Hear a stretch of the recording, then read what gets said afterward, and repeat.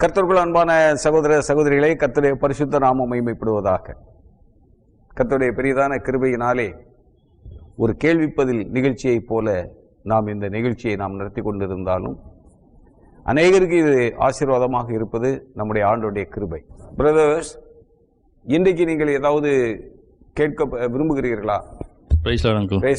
ரொம்ப சந்தோஷம் மீண்டும் உங்களை பார்த்ததில்ல. மகிழ்ச்சி. இன்னைக்கு என்னுடைய டவுட்னு சொல்றதை விட அநேகர் வாட்ஸ்அப்பில் இந்த கேள்வி திரும்ப திரும்ப கேட்டுட்டு இருக்காங்க. என்ன அப்படின்னு பார்த்தீங்கன்னா, ஆண்டவருக்கு உண்மையிலேயே உருவம் இருக்கா? வேதத்துல ஆண்டவர் பல பேர் தரிசிச்சிருக்காங்கன்னு போட்டிருக்கு வேதத்துல. குறிப்பா மோசே ஆண்டவரோட தரிசிச்சிருக்காரு. விசுவாசத்தின் தந்தை ஆபிரகாம் அவரும் தரிசிச்சிருக்காங்க. ஸோ வேதத்தின் அடிப்படையில ஆண்டவருக்கு உண்மையிலே உருவம் இருக்கா, எந்த இடத்துல போட்டிருக்கு அப்படின்னு தெளிவுபடுத்தினீங்கன்னா இந்த செய்தி பல பேருக்கு உபயோகமா இருக்கும். சரி, கேட்டு சொல்லிடுவோம். அதாவது தெய்வத்துக்கு உருவம் உண்டா, ஆண்டவருக்கு ஒரு உருவம் உண்டா அப்படிங்கிறது அநேகருக்கு எழும்பக்கூடிய கேள்விதான். ஆண்டவருக்கு உருவம் கிடையாது. அவர் எங்கும் நிறைந்தவர், எல்லாம் அறிந்தவர். எங்கும் நிறைந்தவர், அவர் எல்லாம் அறிந்தவர். அப்படி எங்கும் நிறைந்தவராக எல்லாம் அறிந்தவராக இருக்கும் பொழுது அவருக்கு ஒரு உருவம் இருக்கும் என்று சொன்னால், அந்த ஒரே நேரத்தில் அந்த உருவம் எல்லா இடத்துலையும் இருக்க முடியுமா? அதனாலே பொதுவாக நம்ம பைபிளில் மட்டுமல்ல, நல்ல ஆன்மீகவாதிகள் எல்லாருமே ஆண்டவருக்கு உருவம் கற்பிக்க மாட்டாங்க. உருவிலி அப்படின்னு தான் சொல்லுவாங்க. உருவிலின்னா என்ன அர்த்தம்? உருவம் இல்லாதவர் அப்படின்னு அர்த்தம். ஆனால் ஆண்டவருக்கு கை இருந்ததாக, கால் இருந்ததாக, எல்லாம் இருந்ததாக பைபிளில் நிறைய இடங்கள்ல நம்ம வாசிக்க முடியும். ஆதியாகமத்தின் புத்தகம் 1வது அதிகாரம் 26வது வசனத்தை வாசிங்க. ஆதியாகமம் 1வது அதிகாரம் 26வது வசனம். பின்பு தேவன் நமது சாயலாகவும் நமது ரூபத்தின்படியையும் மனுஷனை உண்டாக்குவோமாக. நமது சாயலாகவும் ரூபத்தின்படி, நமது ரூபத்தின் படியையும். சாயல்னா என்ன, ரூபம்னா என்னங்கிறத முதல்ல நம்ம தெரிஞ்சுக்கணும். சாயல் அப்படின்னு சொன்னா குணாதிசயங்களை குறிக்கும். ரூபம்னு சொன்னா உருவத்தை குறிக்கும். தேவனுடைய குணாதிசயங்களும் தேவனுடைய ரூபம்னா உருவம் உடையவன் தான் மனிதன். அப்படிதான் ஆண்டவர் மனிதனை சிருஷ்டித்தார். அப்போ ஆண்டவர் மனிதனை போலதான் உருவம் உள்ளவராக இருப்பாரா? இது உருவகம்தான். தேவன் உருவம் இல்லாதவர். தேவன் ஒளியாயிருக்கிறார், ஆவியாயிருக்கிறார். தேவன் ஆவியாயிருக்கிறார். அவரை தொழுது கொள்கிறவர்கள் ஆவியோடும் உண்மையோடும் தொழுது கொள்ள வேண்டும் அப்படின்னு சொல்லி யோவானுடைய சுவிசேஷ புத்தகம் 4வது அதிகாரத்தில் நம்ம வாசிக்கிறோம். யோவான் 4வது அதிகாரம். இந்த சமாரியா பெண்ணோடு கர்த்தர் பேசும் பொழுது அங்கே சொன்ன காரியம், தேவன் ஆவியாயிருக்கிறார், அவரை தொழுது கொள்கிறவர்கள் ஆவியோடும் உண்மையோடும் தொழுது கொள்ள வேண்டும். யோவான் 4:24 வாசிங்க. யோவான் 4வது அதிகாரம் 24வது வசனம். தேவன் ஆவியாயிருக்கிறார், அவரை தொழுது கொள்ளுகிறவர்கள் ஆவியோடும் உண்மையோடும் அவரை தொழுது கொள்ள வேண்டும் என்றார். தேவன் ஆவியாயிருக்கிறார், அவரை தொழுது கொள்கிறவர்கள் ஆவியோடும் உண்மையோடும் அவரை தொழுது கொள்ள வேண்டும். அப்போ தேவனுக்கு ஒரு உருவம் கிடையாது, அவர் ஆவியாயிருக்கிறார். இன்னும் ஆண்டவர் தேவன் ஒளியாயிருக்கிறார். தேவன் ஒளியாயிருக்கிறார். இருள் அவரிடத்திலே கொஞ்சமேனும் சேர முடியாது. அவர் ஆவியாயிருக்கிறார், ஒளியாயிருக்கிறார். இந்த ஒளியெல்லாம் எங்கும் நிறையக்கூடிய ஒரு தன்மை உள்ளது. ஆவியும் எங்கும் நிறையக்கூடிய ஒரு தன்மை உள்ளது. சரி, அப்படின்னா ஆண்டவருக்கு கை கால் எல்லாம் இருக்கிறா போல சங்கீத புத்தகத்துல ஏராளமான வார்த்தைகள் இருக்கு.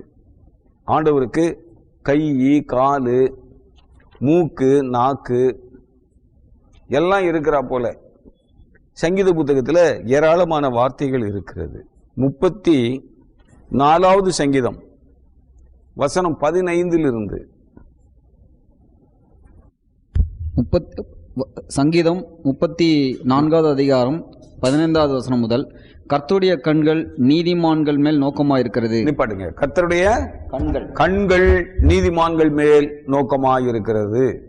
அப்போ கர்த்தருக்கும் நம்மை போல கண்கள் இருக்கு இல்லையா? கர்த்தருடைய கண்கள் நீதிமான்கள் மேல் நோக்கமாக இருக்கு. நான் திரும்ப திரும்ப சொல்றேன், இவைகளெல்லாம் உருவகங்கள் தான். அவருக்கு ஒரு உருவம் இருந்தால் தான் இதெல்லாம் அவர் அறிய முடியும் அப்படின்னு நம்ம தவறாக நினைச்சிக்க கூடாது.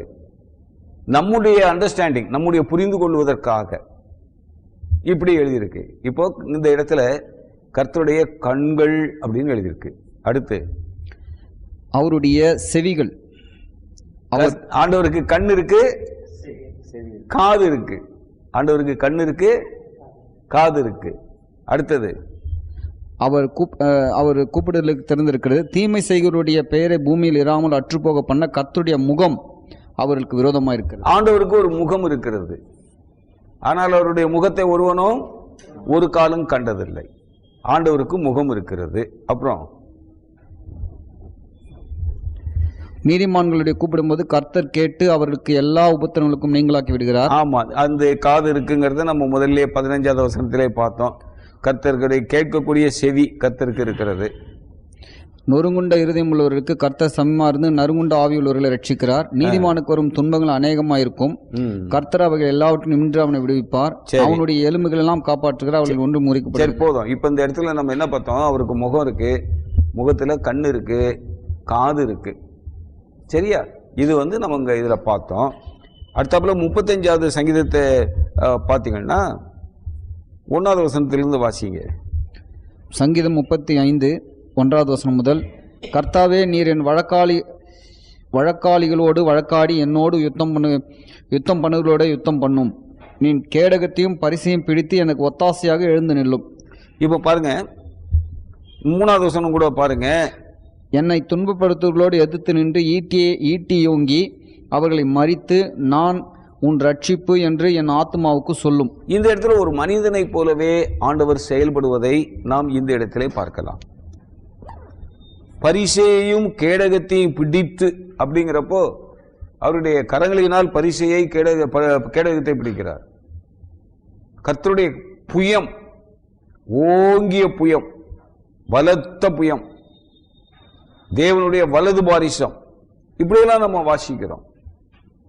அப்போ வல்லமை உள்ள புயம் கர்த்தருக்கு இருப்பதாக நாம் வாசிக்கிறோம். எகிப்தில் இருந்து அந்த இஸ்ரவேல் ஜனங்களை பலத்த கரத்தினாலும் ஓங்கிய புயத்தினாலும் விடுவித்து கொண்டு வந்தார்னு வாசிக்கிறோம். முகம் இருக்கு, கண் இருக்கு, காது இருக்கு, கை இருக்கு, கால் இருக்கு. சரி, மூக்கு நாக்குலாம் இருக்கா?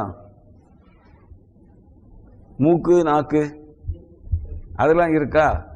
இந்த நோவாவோடு சம்பந்தப்பட்டு பாருங்க. ஆதியாகமத்தின் புத்தகம் 8வது அதிகாரம் வசனம் 21 21.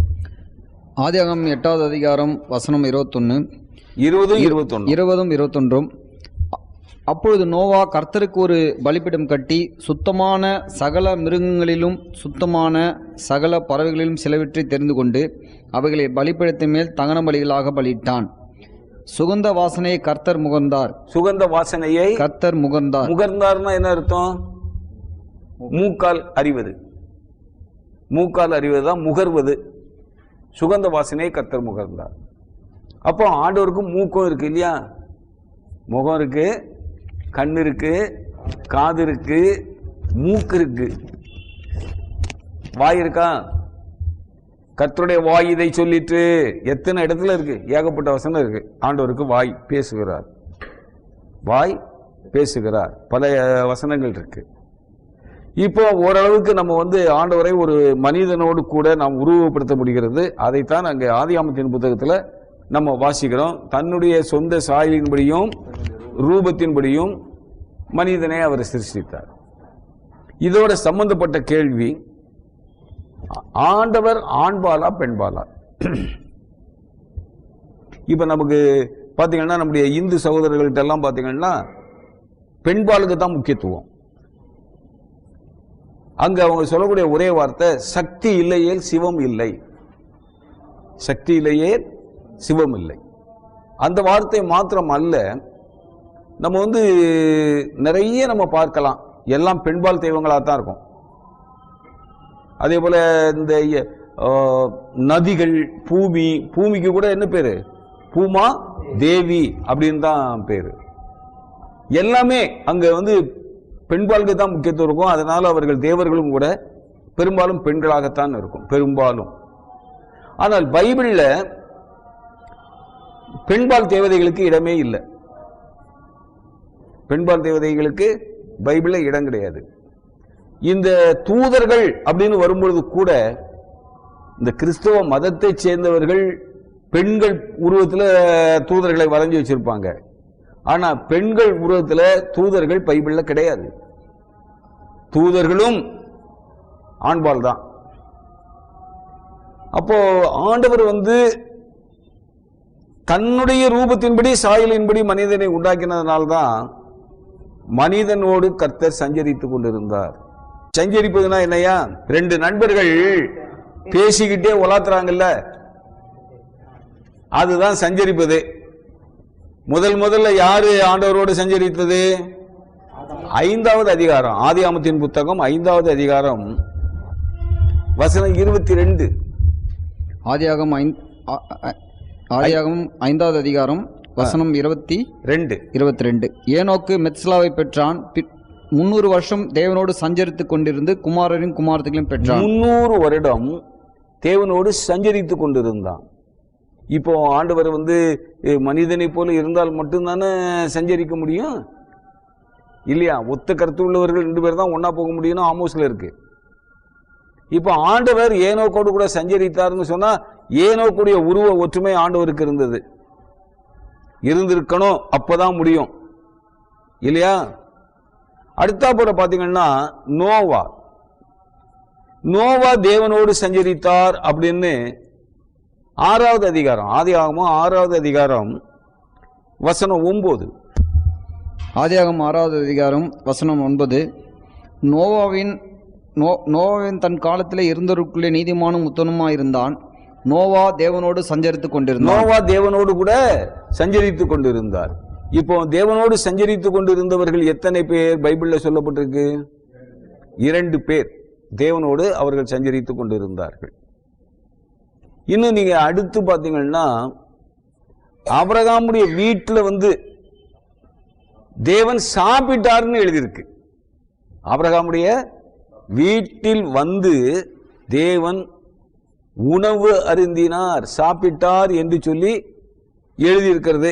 ஆதியாகமத்தின் புத்தகம் 18வது அதிகாரம் வசனம் 1 வாசிங்களேன். ஆதியாகமம் 18வது அதிகாரம் 1வது வசனம் முதல். பின்பு கர்த்தர் மம்ரேயின் சமபூமியிலே அவனுக்கு தரிசனமானார். அவன் பகலில் உஷ்ணவெளியில் கூடார வாசலிலே உட்கார்ந்திருந்து தன் கண்களை ஏறெடுத்து பார்க்கும்போது இதோ 3 புருஷர் அவனுக்கு எதிரே நின்றார்கள். அவர்களை கண்டவுடனே அவன் கூடார வாசலிருந்து அவர்களை எதிர்கொண்டு ஓடி தரை மட்டும் குனிந்து, ஆண்டவரே, உம்முடைய கண்களே எனக்கு கிருபை கிடைத்ததனால் நீர் உமது அடியனை விட்டு கடந்து போக வேண்டாம். கொஞ்சம் தண்ணீர் கொண்டு வரட்டும். உங்களை கால்களை கழுவி மரத்தடில் சாய்ந்து கொண்டிருங்கள். நீங்கள் உங்கள் இருதயங்களை திடப்படுத்த கொஞ்சம் அப்பமும் கொண்டு வருகிறேன். அப்புறம் நீங்கள் உங்கள் வழியிலே போகலாம். இதற்காகவே அடியன் இடம் வரைக்கும் வந்தீர்கள் என்றான். அதற்கு அவர்கள், நீ சொன்னபடியே செய் என்றார்கள். அப்பொழுது ஆபிரகாம் தீவிரமாய் கூடாரத்தில் சாராளத்திற்கு போய், நீ சீக்கிரமாய் 3 படி மெல்லிய மாவு எடுத்து பிசைந்து அப்பம் சுடு என்றான். ஆபிரகாம் மாட்டு மந்தையிலிருந்து ஓடி ஒரு நல்ல இளங்காண்டை பிடித்து வேலைக்காரன் கையிலே கொடுத்தான். அவன் அதை சீக்கிரத்தில் சமைத்தான். ஆபிரகாம் வெண்ணையும் பாலையும் சமைப்பித்த கன்றையும் எடுத்து வந்து அவர்களுக்கு முன்பாக வைத்து அவர்கள் அறிய மரத்தடி நின்று கொண்டிருந்தான். அவர்கள் புசித்தார்கள். அவர்கள் அவனை நோக்கி, உன் மனைவி சாரல் எங்கே என்றார்கள். அது போதும், அவர்கள் புசித்தார்கள் இல்லையா? யார் தான் புசித்தாங்க? ஆண்டவரோடு கூட 2 தூதர்கள், இந்த 3 பேர் வந்தாங்க இல்லையா? அந்த 3 பெயரிலே இதோ 3 புருஷர், 2வது வசனம். இந்த 3 புருஷர்ல ஒருத்தர் ஆண்டவர், 2 பேர் தூதர்கள். அதை எப்படி நீங்க பார்க்கலாம்னா 16வது வசனம் வாசிங்க. ஆதியாகமம் 18வது அதிகாரம் 16வது வசனம். பின்பு அந்த புருஷர் எழுந்து அவ்விடம் விட்டு சோதோமை நோக்கி போனார்கள். ஆபிரகாமும் அவருடைய கூட போய் வழிவிட்டு அனுப்பினான். சரி, அந்த தூதர்களை ஆபிரகாம் வழிவிட்டு அனுப்பிச்சிட்டார். அடுத்த வசனம். அப்பொழுது கர்த்தர், ஆபிரகாம் பெரிய பலத்த ஜாதியா ஆவதினாலும் அவனுக்குள் பூமியில் உள்ள சகல ஜாதிகளும் ஆசீர்வதிக்கப்படுவதனாலும் நான் செய்ய போகிறதை ஆபிரகாமுக்கு மறைப்பேனோ. இப்ப இதுல பாருங்க 3 பேரு, இந்த 3 பேர்ல 2 பேர் தேவதூதர்கள், ஒருவர் கர்த்தர். இவங்க ஆபிரகாமோடு கூட வந்து சாப்பிட்டாங்க. இங்க நம்ம சங்கீத புத்தகத்துல வாசித்தோம்னா தூதர்களின் அப்பத்தை மனுஷன் சாப்பிட்டான் அப்படின்னு நீங்க வாசிக்கலாம். அந்த எகிப்திலிருந்து ஜனங்கள் வரும்பொழுது மன்னாவை புசித்தார்கள் அல்லவா, அதை குறித்து நீங்க சங்கீதத்துல வாசிக்கிறப்போ தூதர்களின் அப்பத்தை மனிதன் சாப்பிட்டான். தூதர்களின் அப்பத்தை மனிதன் சாப்பிடுவது ஒரு பெரிய காரியம் அல்ல. ஆனால் இங்கே மனிதன் செய்து கொடுத்த ஆகாரத்தை தூதர்கள் அல்ல, கர்த்தரே சாப்பிட்டார். இப்படி இந்த பைபிள்ல எழுதியிருக்கக்கூடிய சில காரியங்களை இன்றைக்கு உள்ள களவாணி பயல்க, கள்ள பயல்க, திருட்டு பயல்க தங்களுக்கு சாதகமாக அதை பயன்படுத்தி, இந்த கள்ள பயல்க தங்களுக்கு சாதகமாக அதை பயன்படுத்தி, ஏன் ஆபிரகாம் வீட்டுக்கு தான் கர்த்தர் போவார, அங்கதான் கன்றுக்குட்டியின் இறைச்சி அப்பம்லாம் சாப்பிடுவாரா? என் வீட்லயும் கர்த்தர் வந்தாரியா? கர்த்தர் வந்து இடியாப்பமும் தேங்காய் பாலும் சாப்பிட்டாரியா? சரி, இடியாப்பமும் தேங்காய் பாலும் சாப்பிட்டுட்டு அதோட அவர் முடிச்சிட்டாரா? இல்ல, அடுத்த வாட்டி வரேன் இட்லியும் சட்னியும் பண்ணி வையினாரு. இதெல்லாம் இந்த பைபிள்ல எங்க எங்க என்னென்ன சம்பவங்கள் இருக்கோ அதையெல்லாம் இன்றைக்கு உள்ள கள்ளர்கள் என்ன பண்றாங்க, திருடர்கள் தங்களுக்கு சாதகமாக எடுத்து யூஸ் பண்றாங்க. ஆனால் இன்றைக்கு யார் வீட்லயும் ஆண்டவர் வந்து நின்றுக்கிட்டு கதவை தட்டிக்கிட்டு, என்ன நீ எனக்கு இடியாப்பம் தரியா, போண்டா செஞ்சு வச்சிருக்கியா, போண்டா செஞ்சு வச்சு, நல்ல வேலை மில்லி வச்சிருக்கியான்னு கேட்டாருன்னு சொல்லாம இதையாவது சொல்றாங்க பாருங்க. அது வரைக்கும் நம்ம சந்தோஷப்படணும். திருட்டு பயல்க, கொஞ்சம் கூட தெய்வ பயம் இல்லாதவர்கள், கொஞ்சம் கூட தெய்வ பயம் இல்லாத துணிகரமான துரோகிகள், சண்டாளர்கள். ஆபிரகாம் வீட்டில் போய் ஆண்டவர் சாப்பிட்டார்னா ஆபிரகாம் தேவனுடைய சிநேகிதன் எனப்பட்டார். ஆபிரகாமுடைய கீழ்ப்படிதல் என்ன, அவருடைய விசுவாசம் என்ன, நமக்கு அந்த கீழ்ப்படிதலும் விசுவாசமும் இருக்கா? ஆபிரகாம் பொண்ணுக்கும் பொருளுக்குமாகவா கர்த்தரை சேவித்தார்? நல்ல ஒரு காரியத்தை நீங்க புரிஞ்சுக்கிடுங்க. நீங்க பொண்ணுக்கும் பொருளுக்கும் கர்த்தரை சேவிக்காமல் கர்த்தர் மேல் உள்ள அன்பினாலே கர்த்தரை சேவித்தால், நீங்க கேட்காத பொண்ணும் பொருளும் உங்களுக்கு எவ்வளவு தேவையோ அவ்வளவே கர்த்தர் கொடுப்பார். எவ்வளவு தேவையோ உங்களுடைய தேவைகள், கர்த்தருடைய கரம் எப்பொழுதுமே குறுகி போனதல்ல, தாராளமாக கர்த்தர் ஏராளமாக கொடுப்பார். நாம் புதிய ஏற்பாட்டை பார்க்கும் பொழுது 5 அப்பம் 2 மீனை கொண்டு கர்த்தர் போஷித்தார். அப்படி போஷித்த பொழுது 5 அப்பம் 2 மீன், அவர்கள் 20வது வசனம், 14வது அதிகாரம் 20வது வசனம், இல்ல 16வது வசனத்திலிருந்து வாசிங்க. 14th chapter 16 verse onwards. மத்தேயு 14வது அதிகாரம் 16வது வசனம் முதல், இயேசு அவர்களை நோக்கி, அவர்கள் போக வேண்டியதில்லை, நீங்களே அவர்களுக்கு போஜனம் கொடுங்கள் என்றார். அதற்கு அவர்கள், இங்கே எங்களிடத்தில் 5 அப்பமும் 2 மீன்களையும் அல்லாமல் வேறொன்றும் இல்லை என்றார்கள். அவைகளை என்னிடத்தில் கொண்டு வாருங்கள் என்றார். அப்பொழுது அவர் ஜனங்களை புல்லின் மேல் பந்திருக்க கட்டளையிட்டு அந்த 5 அப்பங்களையும் அந்த 2 மீன்களையும் எடுத்து வானத்தை அண்ணாந்து பார்த்து ஆசீர்வதித்து அப்பங்களை பிட்டு சீசர்களுக்கு கொடுத்தார்கள். சீசர்கள் ஜனங்களுக்கு கொடுத்தார்கள். எல்லாரும் சாப்பிட்டு திருப்தி அடைந்தார்கள். எல்லாரும் சாப்பிட்டு திருப்தி அடைந்தார்கள். வாசிங்க. மீதியான துணிக்கைகளை 12 கூட நிறைய எடுத்தார்கள். ஸ்திரீகளும் பிள்ளைகளும் தவிர சாப்பிட்ட புருஷர்கள் ஏறக்குறைய 5000 பேராயிருந்தார்கள். பாருங்க, இருந்தது வெறும் 5 அப்பம் 2 மீன். இந்த 5 அப்பம் 2 மீனை கொண்டு புருஷர்கள் மட்டும் 5000 பேர், பிள்ளைகள் ஸ்திரீகள் வேற. அப்ப இந்த இடத்துல நீங்க கணக்கு பண்ணீங்கன்னா இவங்களும் ஏறத்தாழ ஒரு 15000 பேரு கணக்குல வரும். அந்த 5 அப்பம் 2 மீனை கொண்டு 15000 பேர் ஏறத்தாழ கர்த்தர் போஷித்தார். அவன் கொஞ்சம் சாப்பிட்டு நல்லா இருக்கு, கொஞ்சம் தான் நல்லா இருக்கும் அப்படி நான் பண்ணான், நக்கிக்கிட்ட உட்காந்து கைய திருப்தியாக சாப்பிட்டார்கள். சாப்பிட்டது போக 12 கூடை நிறைய மீதத்தையும் எடுத்தாங்க. கர்த்தர் அரைகுறையா கொடுக்கிறவர்கள தம்பி, நம்ம தேவைகளை அரைகுறையாக சந்திக்கிறவர் அல்ல. நாம் ஆண்டவரிடத்திலே முழுமையான அன்பு உள்ளவர்களாக இருப்போம் என்றால் நாம் கேட்காத செல்வத்தை கர்த்தர் நமக்கு தருவார். ஒன்னு ராஜாக்களின் புஸ்தகம் 13வது அதிகாரம் 11th verse onwards. 1 ராஜாக்கள் 3:11 அதிகாரம் 11வது வசனம் முதல். ஆகையினால் தேவன் அவனை நோக்கி, நீ உனக்கு நீடித்த நாட்களை கேளாமலும் ஐஸ்வர்யத்தை கேளாமலும் உன் சத்துருக்களின் பிராணனை கேளாமலும் நீ இந்த காரியத்தையே கேட்டு நியாயம் விசாரிக்கிறதற்கு ஏற்ற ஞானத்தை உனக்கு வேண்டிக் கொண்டபடியினால். அதாவது ஆண்டவரே சாலமோன்ட்ட கேட்கிறாரு, தரிசனமாகிறாரு. தரிசனமாகி உனக்கு என்ன வேணும், உனக்கு என்ன வேணும்னு கேட்கிறாரு. அப்போ இவர் என்ன கேட்கிறாரு? 8வது வசனம் வாசிங்க. சாலமோன் என்ன வசனம் கேட்கிறாரு? நீர் தெரிந்து கொண்டதும் ஏராளத்தினால் எண்ணிக்கைக்கு அடங்காததும் லக்கத்திற்கு உட்படாததுமான திரளான ஜனங்களாகிய உமது ஜனத்தின் நடுவில் அடியேன் இருக்கிறேன். ஆகையால் உமது ஜனங்களை நியாயம் விசாரிக்கவும் நன்மை தீமை இன்னதென்று வகையறுக்கவும் அடியனுக்கு ஞானமுள்ள இருதயத்தை தந்தருளும். ஏராளமாயிருக்கிற இந்த உமது ஜனங்களை நியாயம் விசாரிக்க யாராலே ஆகும் என்றான். என்னப்பா வேணும் உனக்கு? அப்போ இன்னைக்கு உள்ள பித்தலாட்டக்காரன்கள்னா என்ன கேட்டிருப்பான்? எல்லாம் 10 பார்க்கும், 10ல் 1 தான் ஆண்டவரே தரானுங்க. அவனுங்களை 10ல் 1 கொடுக்காதடா, 10ல் 5 கொடுடா, உனக்கிட்ட வருமானத்தில் ஏன்டா ஒரு பாதியை கொடுக்க கூடாதா பாஸ்டருக்கு அப்படின்னு சொல்லுங்க ஆண்டவரே தான் இன்னைக்கு உள்ளவனுங்க கேட்பான். ஆனா சாலமோன் என்ன கேட்டாரு? ஏராளமான ஜனம் உங்களுடைய ஜனம், இந்த ஜனங்களெல்லாம் நான் நீதி செய்யணும். நான் சின்ன பையனா இருக்கிறேன், 18 வயசு அவருக்கு. நான் சின்ன பையனா இருக்கிறேன். இந்த ஜனங்களையெல்லாம் நியாயம் விசாரிக்க உண்டான ஞானத்தை எனக்கு தாங்க ஆண்டவரேன்னு கேட்டாரு சாலமோன். அப்போ ஆண்டவர் என்ன சொன்னாரு? 11வது வசனம் வாசிங்க. ஆகையினால் தேவன் அவனை நோக்கி, நீ உனக்கு நீடித்த நாட்களை கேளாமலும் ஐஸ்வர்யத்தை கேளாமலும் உன் சத்துருக்களின் பிராணனை கேளாமலும் நீ இந்த காரியத்தையே கேட்டு நியாயம் விசாரிக்கிறதுக்கு ஏற்ற ஞானத்தை உனக்கு வேண்டிக் கொண்டபடியினால் உன் வார்த்தையின்படியே செய்தேன். ஞானமும் உணர்வுள்ள இருதயத்தை உனக்கு தந்தேன். இதிலே உனக்கு சரியானவன் உனக்கு முன் இருந்ததுமில்லை, உனக்கு சரியானவன் உனக்கு பின் எழும்புவதும் இல்லை. இதுவுமன்றி நீ கேளாத ஐஸ்வர்யத்தையும் மகிமையும் உனக்கு தந்தேன். ஆண்டவர்கிட்ட கேட்கறது, ஆண்டவரே எனக்கு கார் கொடுங்க, எனக்கு பங்களா கொடுங்க, எனக்கு நல்ல உத்தியோகத்தை கொடுங்க, இதல்ல நம்ம ஆண்டவர்கிட்ட கேட்க வேண்டியது. ஆண்டவருடைய சமூகத்தில் நம்ம கேட்க வேண்டியது, உங்களுடைய கண்களிலே அடியனுக்கு கிருபை கிடைக்கட்டும், நீர் என்னை ரட்சித்தி. நான் எம்மாத்திரம் ஆண்டவரே, நீசன் சாண்டாளன், ஆனாலும் உம்முடைய கண்களிலே எனக்கு கிருபை கிடைத்தது, என்னை ரட்சித்தீர். உம்முடைய கிருபையை நீர் என்னை விட்டு நீக்காமல் இருக்க வேண்டும். நான் உம்முடைய ஞான நாமத்திற்கு மகிமையாக நான் வாழ வேண்டும்.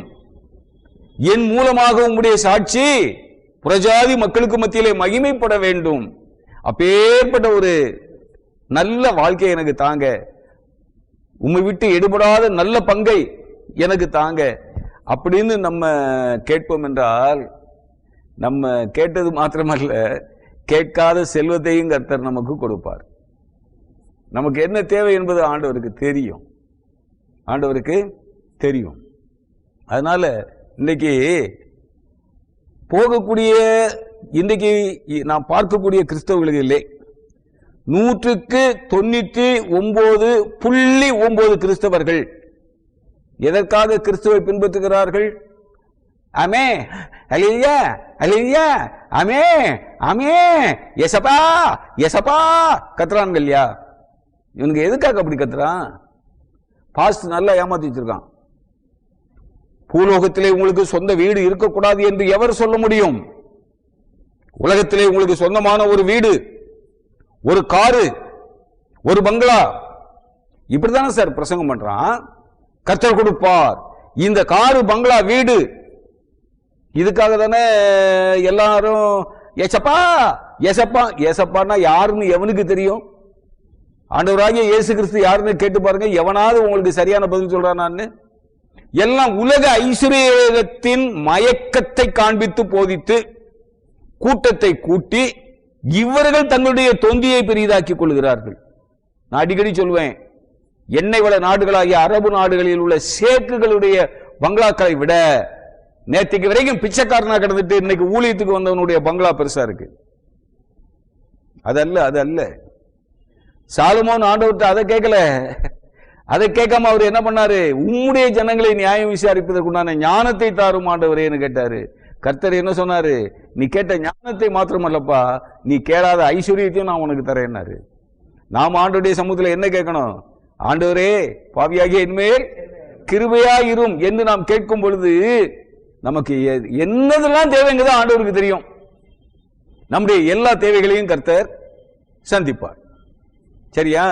இப்போ நம்ம ஆண்டவருக்கு கை இருக்குது, கால் இருக்குது, மூக்கு இருக்குது, நாக்கு இருக்குது, செவி இருக்குது, தலை இருக்குது, முகம் இருக்குது, எல்லாத்தையும் நம்ம பார்த்துட்டோம். இப்போ அடுத்த போல முக்கியமான கேள்வி, ஆண்டவரை மோசே தரிசித்தார்.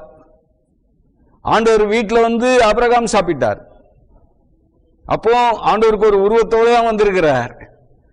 இப்போ ஆபிரகாம் ஆண்டவரை முகமுகமாக தானே பேசி உபசரிச்சு சாப்பிட வச்சு சாப்பாடு பரிமாறினார். அவர் ஆண்டவரை பார்க்கலையா? தேவனை ஒருவனும் ஒரு காலம் கண்டதில்லை, தேவனை கண்டு ஒருவனும் உயிரோடு இருக்க முடியாது, அப்படிலாம் எழுதியிருக்கு இல்லையா? ஆபிரகாம் எப்படி சார் அவங்க வீட்டில் வச்சு ஆண்டவருக்கே அவர் வந்து ஆகாரம் கொடுத்தார்? அதனுடைய மர்மம் என்ன? கேட்க வேண்டிய கேள்வியா இல்லையா? அப்ப அவர் ஆண்டவரை தரிசிக்கலையா? ஆண்டவரை முகமுகமாக அவர் பார்க்கலையா? எண்ணாகமத்தின் புத்தகம் 12வது அதிகாரம் 8. எண்ணாகமும் 12வது அதிகாரம் 8வது வசனம் முதல், நான் அவனுடனே மறைப்பொருளாக அல்ல, முகமுகமாகவும் பிரத்யட்சமாகவும் பேசுகிறேன். அவன் கர்த்தரின் சாயலை காண்கிறான். யாரு? மோசே. 7வது வசனத்தை வாசிங்க. என் தாசனாகிய மோசேயோ அப்படிப்பட்டவன் அல்ல, என் வீட்டிலே எங்கும் அவன் உண்மை உள்ளவன். அவன் கர்த்தருடைய சாயலை காண்கிறான். இந்த வார்த்தையை நம்ம முக்கியமாக கவனிக்கணும். கர்த்தரை நேருக்கு நேர் முகமுகமாக யாரும் தரிசிக்க முடியாது. ஆனால் கர்த்தரின் சாயலைத்தான், கர்த்தருடைய சாயலைத்தான் அவர்கள் பார்த்தார்கள். கர்த்தருடைய சாயலைத்தான் பார்த்தார்கள். மோசே ஆண்டவரிடத்திலே முகமுகமாக பேசினாரா? மோசே அதைத்தானே இப்போ என்னாகும் 12ல வாசித்தோம். ஆமா ஆமா, பிரத்யட்சமாகவும் பேசினார் கர்த்தர் மோசேயோடு. ஆனால் அதே கர்த்தர் என்ன சொல்கிறார்? அவன் என்னுடைய சாயலை காண்கிறான். இப்போ தம்பி, யாத்ராகமத்தின் புத்தகம் 33வது அதிகாரம் வசனம் 11. யாத்ராகமம் 33வது அதிகாரம் வசனம் 11. ஒருவன் தன் சிநேகிதனோடு கூட பேசுகிறது போல கர்த்தர் மோசேயோடு முகமுகமாய் பேசினார். ஒரு சிநேகிதனோடு கூட பேசுவதை போல கர்த்தர் மோசேயோடு கூட முகமுகமாக பேசினார். அதே 33வது அதிகாரம் 20வது வசனம். யாத்ராகமம் 33வது அதிகாரம் 20வது வசனம். நீ என் முகத்தை காண மாட்டாய், ஒரு மனுஷனும் என்னை கண்டு உயிரோடு இருக்கக்கூடாது என்றார். நீ என் முகத்தை காண மாட்டாய், ஒரு மனிதனும் என்னை கண்டு உயிரோடு இருக்கக்கூடாது. தொடர்ந்து வாசிங்க. பின்னும் கர்த்தர், இதோ என் அண்டையில் ஒரு இடம் உண்டு, நீ அங்கே கண்மலையில் நில்லு, என் மகிமை கடக்கும் போது நான் உன்னை அந்த கண்மலையில் வெடிப்பிலே வைத்து நான் கடந்து போக மட்டும் என் கரத்தினால் உன்னை மூடுவேன். பின்பு என் கரத்தை எடுப்பேன், அப்பொழுது என் பின்பக்கத்தை நீ காண்பாய், என் முகமோ காணப்படாது என்றார். சரியா? அப்பேற்பட்ட மோசே தேவனுடைய வீட்டிலே எங்கும் உண்மை உள்ளவராக இருந்த மோசே, மோசையோடு கூட நான் முகமுகமாய் பேசுகிறேன்னு கர்த்தரை சாட்சி கொடுத்த அந்த மோசே, அந்த மோசையை பற்றி ஆண்டவர் சொல்லும் பொழுது, என் மகிமை உன்னை கடந்து போகும்போது நான் உன்னை அந்த கண்மலையின் வெடிப்பில் வைத்து நான் கடந்து போகும் மட்டும் என் கரத்தினால் உன்னை மூடுவேன், பின்பு என் கரத்தை எடுப்பேன், அப்பொழுது என் பின்பக்கத்தை காண்பாய். பிரதர், இந்த வசனங்கள் நான் இவ்வளவு தெளிவாக எழுதி வைத்திருக்கும் பொழுது இன்றைக்கு உள்ள கள்ளர்கள், திருடர்கள், நான் பரலோகத்துக்கு போனேன், ஆண்டவருக்கும் நானும் சிடி வியாபாரம் பண்ணோம். இந்த சிடி தானே இந்த தட்டு, இந்த தட்டு வியாபாரத்தை பரலோகத்தில் போய் ஆண்டவர்கிட்ட ஒருவேளை ஆண்டவர்கிட்ட சாம்பிள் கொடுத்து ஹோல்சேலுக்கு எதனா பேரம் பேசிட்டு வந்தானா என்னன்னு தெரியல. இந்த தாடிக்காரன் ஒரு பையன் இருக்கான், சாது. என்னடா சாது? பைபிள் அப்படி யாராவது இருக்காங்களாடா சாதுன்னு? பைபிள் அப்படி யாராவது இருக்காங்களா சாதுன்னு சொல்லி யாராவது அழைக்கப்பட்டிருக்காங்களா? இவனுங்க ஒரு பட்ட பெயர் சாது, எல்லாம் புறஜாதி ஜனங்கள்ல இருந்து எடுத்துக்கிட்டது. இவன் போய் ஆண்டவர்கிட்ட போய் சிடி கொடுத்தானா. எதுக்கு? Sample CD. இப்போ நீங்க ஒரு பொருள் ஒரு 10,000 உருப்படி வாங்கணும்னு நினைச்சீங்கன்னா முதல்ல உங்களுக்கு ஒரு 5 பீஸ் 6 பீஸ் கொண்டாந்து சாம்பிள் காட்டுவாங்க இல்லையா? அதே போல இவன் போய் சாம்பிள் கொடுத்துருக்கான். இவங்கெல்லாம் என்ன சார் பண்றது? இவர்களால கெட்டு போகக்கூடிய ஜனங்கள், கோடானு கோடி ஜனங்கள், அத்தனை ஆத்துமாக்களுக்கும் இவர்கள் உத்தரவாதி. இவர்களை பின்பற்றக்கூடியவர்கள் ஒருவனாவது பரலோகம் போக மாட்டான். கேர்ஃபுல். உணர்வுள்ள ஒவ்வொரு மனிதனுக்கும் இவன் எப்படிப்பட்ட திருடங்கிறது தெரியும். இன்னைக்கு தமிழ்நாட்டில் ஏகப்பட்ட பயல்கள், இப்படி திருட்டு பயல்கள் ஏகப்பட்ட பயல்கள் இருக்கான். ஆண்டவர்கிட்ட போனேன், ஆண்டவர்கிட்ட பேசினேன், ஆண்டவர் என் வீட்டுக்கு வந்தாரு, நான் பால் பாயாசம் பண்ணி கொடுத்தேன், இட்லி கொடுத்தேன். ஆண்டவருடைய முகத்தை ஒருவனும் ஒரு காலம் கண்டதில்லை. ஒரு மனுஷனும் என்னை கண்டு உயிரோடு இருக்கக்கூடாது. நீ என் வீட்டில் எங்க உண்மை உள்ளவன் தான் மோசே, நான் உன்னிடத்திலே முகமுகமாக பேசுகிறேன், ஆனால் அது ஒரிஜினல் அல்ல, சாயல்.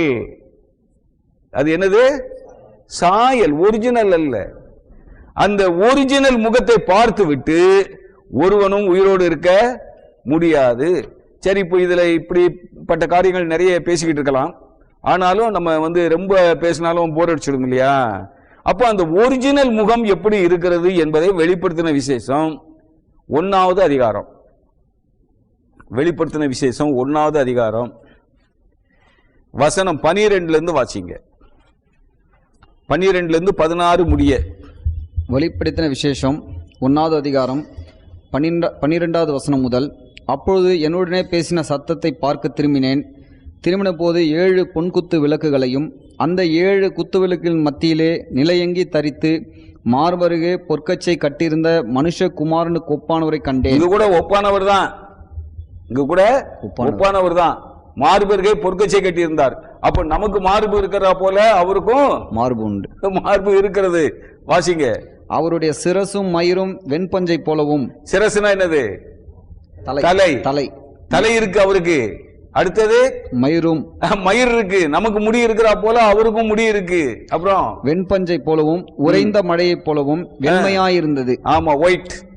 அவருடைய கண்கள் அக்னி ஜுவாலையை போல இருந்தது. நம்முடைய கண்கள்லாம் எப்படி சார் இருக்கு? இன்னைக்கு ஆண்டவராகிய இயேசுநாதருக்கு உருவம் காட்டுறானுங்க. ஒருத்தன் சிலுவையை சுமந்துக்கிட்டு போறா போலையும், ஆட்டுக்குட்டியை தோல்ல போட்டுக்கிட்டு இருக்கா போலையும், ஜனங்களை ஆசீர்வதிக்கிறா போலையும், பிள்ளைகளை மார்புல தூக்கி அணைக்கிறா போலையும். அவனுங்க கண்ணை பார்த்தீங்கன்னா, எனக்கு 71 வயசு ஆகுதுங்க, என்னுடைய அனுபவத்தில் சொல்றேன், ஃபுல் கஞ்சா அடிச்சவன் முகம் எப்படி இருக்குமோ அது போல அவன் கண்ணு சொக்கிக்கிட்டு உள்ளிழுத்துக்கிட்டு கஞ்சா அடிச்ச மூஞ்ச போல இருக்கானுங்க. அட பாவீங்களா, ஒரு தேர்வு பண்றீங்களா? ஒழுங்கான ஒருவனை தேர்வு பண்ண தெரியாதாடா?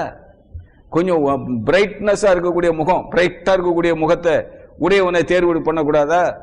கஞ்சா அடிச்சா போல இருக்கான். அவனை இயேசுநாதர்னு சொல்லிட்டு இவன் காட்டுறான். அப்போ இயேசுநாதரை இவன் கேவலப்படுத்துறானா, மகிமைப்படுத்துறானா? இங்க அவருடைய சிரசும் மயிரும் வெண்பஞ்சை போலவும் உறைந்த மழையை போலவும் வெண்மையா இருந்தது. அவருடைய கண்கள் அக்னி ஜுவாலையை போல இருந்தது. கஞ்சா அடிச்சுட்டு சொருகி போன கண்கள் அல்ல, போத ஓவராகி சொருகி போன கண்கள் அல்ல. அவருடைய கண்கள் அக்னி ஜுவாலையை போல அவருடைய கண்கள் இருந்தது. அவருடைய பாதங்கள் உலைக்களத்திலே காய்ந்த பிரகாசமான வெண்கலம் போல இருந்தது. ஆமா, அவருடைய பாதம் பிரகாசமான வெண்கலம். அடுத்து அவருடைய சத்தம் பெருவெள்ளத்து இரைச்சலை போல இருந்தது. அவருடைய சத்தம் பெருவெள்ளத்து இரைச்சலை போல இருந்தது. அப்படின்னு அவர் முக்கிக்கிட்டு முணங்கிக்கிட்டு பேசல இல்லையா? ஆண்டவரை சாந்தமுள்ள மனுஷனா காட்டணுமா? அதுக்காக ஆண்டவர் பெரும்பாலும் ஆண்டவர் பேசுறா போலயே காட்ட மாட்டானுங்க. அவருடைய சத்தம் பெருவெள்ளத்து இரைச்சலை போல இருந்தது. அடுத்து தமது வலது கரத்திலே 7 நட்சத்திரங்களை ஏந்தி கொண்டிருந்தார். அவருடைய கரங்கள்ல கூட வலதுகரம் இடதுகரம் இல்லையா? பிதாவின் வலது பார்சியத்தில் உட்கார்ந்தார். அதெல்லாம் வாசிக்கிறது இல்லையா? அப்புறம் அவர் வாயிலிருந்து இருபுறமும் கருக்குள்ள பட்டையும் புறப்பட்டது. அவருக்கு வாய் இருந்தது இல்ல? அவருடைய முகம் வல்லமையாய் பிரகாசிக்கிற சூரியனை போல இருந்தது. அவருடைய முகம் வல்லமையாய் பிரகாசிக்கிற சூரியனை போல இருந்தது. அவருடைய கண்கள் அக்கினி ஜுவாலையை போல இருந்தது. முகம் வல்லமையாய் பிரகாசிக்கிற சூரியனை போல இருந்தது. அடுத்தது, நான் அவரை கண்டபோது செத்தவனை போல அவருடைய பாதத்திலே விழுந்தேன். ஒருவனும் என்னை கண்டு உயிரோடு இருந்ததில்லை. இப்போ யோவான் பார்க்கிறார், மனுஷகுமாரனுக்கு ஒப்பானவரை தானே. மனுஷகுமாரனை பார்த்தாரா? மனுஷகுமாரனுக்கு ஒப்பானவரை பார்த்தார். அந்த மனுஷகுமாரனுக்கு ஒப்பானவருடைய முகம் வல்லமையாய் பிரகாசிக்கிற சூரியனை போல இருந்தது. அவர் ஒப்பானவரை பார்க்கும் பொழுதே இவர் செத்தவனை போல விழுந்தார். இப்ப இதுல இருந்து நம்முடைய ஆண்டவருடைய ரூபம் எப்படி இருக்கிறது, மனுஷனுடைய ரூபத்திற்கும் ஆண்டவருடைய ரூபத்திற்கும் உள்ள ஒற்றுமை வேற்றுமை என்னங்கிறதெல்லாம் நீங்க பார்த்துட்டு நினைக்கிறேன். சரியா? மனுஷகுமாரனை, அதாவது ஆண்டவரை ஒருவனும் ஒரு காலம் கண்டதில்லை. அவர் ஒருவரும் சேரக்கூடாத ஒளியிலே வாசம் பண்ணுகிற தெய்வம். அதனால அருமையான சகோதர சகோதரிகளே, இப்போ ஓரளவுக்கு உங்களுக்கு ஆண்டவருடைய பிக்சர் உங்க கண் முன்னால வந்திருக்கும்னு நினைக்கிறேன். அதனால நீங்க தயவு செய்து எந்த ஒரு சூழ்நிலையிலையும் ஆண்டவருக்கு ஒரு மனுஷனை வேஷம் போட வைக்காதீங்க. சினிமாலாம் எடுக்கிறானுங்க, இயேசு கிறிஸ்துவ போல ஒரு மனுஷனுக்கு வேஷம் போட வச்சு படம் வரைகிறானுங்க, என்னெல்லாமோ பண்றானுங்க. மனித ஞானம் இதெல்லாம் அவனவனுடைய அழிவுக்குத்தான் அறிகுறியை தவிர ஆசீர்வாதத்துக்கு உண்டான அறிகுறி அல்ல. தேவன் சாயலாக மனிதர்களுக்கு காட்சியளித்தார். மோசே தேவனுடைய சாயலை பார்த்தார் என்றுதான் எழுதியிருக்கு. இன்னும் நிறைய பேர் ஆண்டவரை தரிசித்தவர்கள் பைபிள்ல நிறைய பேர் இருக்கு. இப்போ நமக்கு சாம்பிளுக்கு கொஞ்சம் பார்த்தா போதும் இல்லையா? அதனால ஆண்டவரை டைரக்டா ஒருவனுமே பார்த்ததில்லை, மோசேயே பார்த்ததில்லை, அவருடைய சாயலைத்தான் பார்த்தார்கள். அதனால இன்றைக்கு நான் ஆண்டவரை பார்த்தேன், ஆண்டவரை தரிசிச்சேன், ஆண்டவர் என் வீட்டுக்கு வந்தாரு, தூங்கிக்கிட்டு இருந்த என்ன பிட்டியில ஒரு மிதி மிதிச்சாரு, நான் தூங்கிக்கிட்டு இருந்தேன், ஆண்டவர் வந்து ஃபுட்பால் உதைக்கிறா போல என் பிட்டியில ஒரு உதைச்சு, என்னடா நான் இன்னும் தூங்கிட்டு கிடக்கிறேன், எழுந்துடா கழுத அப்படின்னு என்ன எழுப்பினாரு. இப்பெல்லாம் இந்த ஃப்ராடு பசங்க ரீல் சுத்துவானுங்க. காரணம் என்ன? உங்க மேல ஒரு உள்ள நம்பிக்கை தான். என்ன நம்பிக்கை? இதெல்லாம் முட்டா கழுதிங்க, இதுங்களுக்கு ஒண்ணுமே தெரியாது, நம்ம என்ன சொன்னாலும் இந்த அறிவு கிட்டதுங்க கேட்டுக்கிட்டு ஆமான் ஜாமின்னு சொல்லி தலையாட்டம் அப்படின்னு சொல்லி உங்களுடைய முட்டாள்தனத்தின் மேல் உள்ள நம்பிக்கையினால் இவர்கள் உங்கள்கிட்ட. அதனால இவனுக்கு இந்த நான் ஆண்டவரை பார்த்தேன் வச்சேன்னு சொல்றதெல்லாம் தயவு செய்து நம்பாதீங்க, ஏமாந்து போகாதீங்க. அவனுக்கு சொல்றதை நம்பிக்கிட்டு அவன் பின்னால போனீங்கன்னா அவன் எங்க போறான்? ஸ்ட்ரைட்டா அக்கினியும் கந்தகமும் எரிகிற நரகத்திற்கு செல்கிறான். நீங்களும் ஸ்ட்ரைட்டா அங்கதான் போவீங்க. ஜாக்கிரதை. நான் திரும்ப திரும்ப சொல்றேன், நரகத்துக்கு போக வேண்டும் என்று சொன்னால் கள்ளர்களை பின்பற்றுங்க. பரலோகத்துக்கு போக வேண்டும் என்று சொன்னால் கர்த்தருடைய வசனத்தை பின்பற்றுங்க. கர்த்தருடைய வசனம் சொல்லுகிறது பரலோகத்திற்கு போகின்ற பாதை வழி நெருக்கமானது, இடுக்கமானது. அதை ஒரு சிலர் தான் கண்டுபிடிப்பாங்க. அதனால நான் முதலே சொன்னேன், 100 கிறிஸ்தவர்கள்ல 99.9 பேருக்கு கிறிஸ்து யாருன்னே தெரியாது. அவங்க எங்க இருந்து பரலோகம் போறது? அவங்க பரலோகம் போக முடியாது, நரகத்துக்கு தான் போவாங்க. மத்திய 7:13 வாசிங்க. 7:13-14 வாசிங்க. மத்திய 7:13-14. இடுக்கமான வாசல் வழியாய் உட்பிரவேசியுங்கள், கேட்டுக்கு போகிற வாசல் விரிவும் வழி விசாலமுமாயிருக்கிறது, அதன் வழியாய் பிரவேசிக்கிறவர்கள் அநேகர். ஜீவனுக்கு போகிற வாசல் இடுக்கமும் வழி நெருக்கமுமாயிருக்கிறது, அதை கண்டுபிடிக்கிறவர்கள் சிலர். அப்போ ஜீவனுக்கு போகணும்னா சிலர் தான் போவாங்க. இந்த பெருந்திரளான கூட்டம் இருக்கு பாத்தீங்களா? இப்ப நம்மகிட்ட கூட சேலஞ்சு பேசுவானுங்க. நான் எங்க அண்ணனெல்லாம் போட்டு நீ குறை சொல்ற, நீ எத்தனை பேரை சிலுவை அண்டையில் கொண்டு வந்திருக்கிறா? எங்க அண்ணனை போர் லட்சாதி லட்சம் ஜனங்களை சிலுவை அண்டையிலே எங்க அண்ணன் கொண்டு வந்திருக்கிறார். அதே நொண்ணன் தான் சொல்றான். நரக தண்டனையே யாருக்குமே கிடையாது. தெய்வம் அன்புள்ளவர், அன்பான தெய்வம் யாரையும் தண்டிக்க மாட்டாரு, எல்லாருக்குமே பரலோகம் தான் அந்த நொண்ணன் தான் சொல்றான். அநேகரை சிலுவை அண்டையிலே கொண்டு வந்த நொண்ணை அதுக்கு எதுக்குடா ஊழியம் பண்றீங்க? எல்லாருக்கும் தான் பரலோகம்னு சொல்றல்ல, பிறகு அதுக்கு ஊழியம் தேவையா? நீ ஊழியம் பண்ணாலும் பண்ணாமலும் தான் அவன் பரலோகத்துக்கு வந்துருவான்ல. அப்ப நீ எதுக்கு ஊழியம் பண்ற? உன் வயிற்ற கழுவுறதுக்கு. ஒரு 10 தலைமுறைக்கு நீ பணம் சம்பாதிக்கிறதுக்கு நீ ஊழியம் பண்ற, ஜனங்களை ஏமாத்துறதுக்கு. ஏமாத்தி பணம் சம்பாதிச்சு 10 தலைமுறை என்ன, நான் அதுக்கு மேல உண்டான தலைமுறைக்கும் வச்சிருப்பானுங்க. ஆனாலும் என்னை கேட்டுக்கொண்டு இருக்கக்கூடிய அருமையான சகோதர சகோதரிகளே, தேவனுடைய உருவகம்தான் தேவனை ஒரு உருவகப்படுத்தி பைபிள்ல எப்படி எப்படி சொல்லியிருக்கு அப்படிங்கறத உங்களுக்கு நான் விளக்கி சொன்னேன். ஆனால் தேவனுடைய உண்மைத்தன்மையை ஒருவனும் ஒரு காலம் அறிந்ததில்லை, ஒருவராலும் அறிந்து கொள்ளவும் முடியாது. தேவனுடைய உண்மைத்தன்மை இவ்வளவுதான் என்று சொல்லிக்கொண்டு எந்த ஒரு மனிதன் அறிகிறானோ அன்றைக்கே அந்த மனிதன் தேவனாக மாறிவிடுகிறான். அதனால நான் தேவனை பார்த்தேன், நான் வச்சேன் அப்படின்னு எவனா பயல்கள் பொய் பித்தலாட்டம் பண்ணிக்கிட்டு இருந்தாங்கன்னா அவர்களை அடையாளம் கண்டு கொண்டு அவன் மூஞ்சில முழிக்காதீங்க, உங்க மூஞ்சில அவனை முழிக்க விடாதீங்க, உங்களை விட்டு அவனை துரத்தி விடுங்கள். இப்போ ஐயா ஓரளவுக்காவது ஆண்டவருடைய உருவ அமைப்புகளை பற்றி ஓரளவாவது அறிந்து கொண்டீர்களா? இல்ல, ஒரு நல்ல தெளிவு கிடைச்சிருக்கு. நல்ல தெளிவு கிடைச்சதா? ஏன்னா இதுக்கப்புறம் கண்டிப்பா ஜனங்கள் இது மாதிரி ஒரு கேள்வியை வாட்ஸ்அப்ல கேட்க மாட்டாங்கன்ற ஒரு நம்பிக்கை இருக்கு. கர்த்தருக்கு ஸ்தோத்திரம், கர்த்தருக்கு ஸ்தோத்திரம். பிரைஸ்ல இருக்கு. Praise the Lord. நிறைவு செய்வோம். வணக்கம்.